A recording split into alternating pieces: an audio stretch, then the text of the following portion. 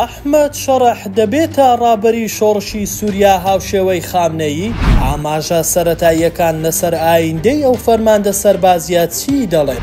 ئەحمەد شەڕەح یان ئەبوو محەممەد جۆڵانی لە ماوەیەکی کەمی ڕابردوو ئەستێرەی بەختی گرسایەوە بازی حکومڕانی سووریای نوێ لەسەر شانی نیشتۆتەوە. ئەو ئەگەرچی لە ڕواڵەتداوە کەسێکی هێمن خۆی پیشان دەدا، بەڵام لە کەسایەتی خۆیدا کەسێکی ڕژد و بزێوە.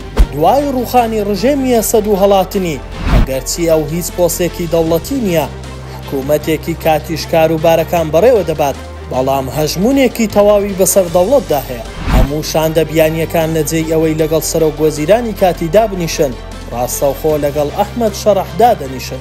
ئەمەش گومانی ئەوەی دروست کردووە کە ئایا ناوبراو دەیەوێت هاوشێوەی ڕابەری شۆڕشی ئیسلامی لە پشپەردە حکوم بکات، یاخود لە قۆناغی داهاتوو دوای ئەوەی لە لیستی تیرۆر دەردەهێنرێت خۆی بۆ پۆستی سەرۆک کۆمار دەپاڵێوێت.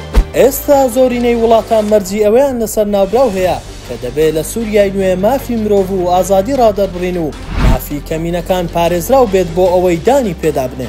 ئەحمەد شەڕەح لە پەیامە نوێیەکانی جەختی لەوە کردوتەوە نانەوێت خاکی وڵاتەکەیان بۆ هێرشکردنە سەر ئیسرائیل بەکار بهێنرێت، دەشیانەوێت مافی هەموو پێکاتەکان لە سووریای نوێ پارێزراو بێت. ئەمەش بۆ ڕاکێشانی سەرنجی کۆمەڵگەی نێودەوڵەتی بۆ قبوڵکردنی حکومڕانیەکەی. لە چەند ڕۆژی ڕابردووش نێردەی نەتەوەی گرتوەکان و نێردەی فەڕەنسا و بەریتانیاش سەردانی دیمەشقیان کردووە. ئامانجیشیان هەڵسەنگاندنی دۆخەکە و چۆنیەتی مامەڵەکردنە لەگەڵ ئەو قۆناغی حکومڕانی ئێستای سووریا.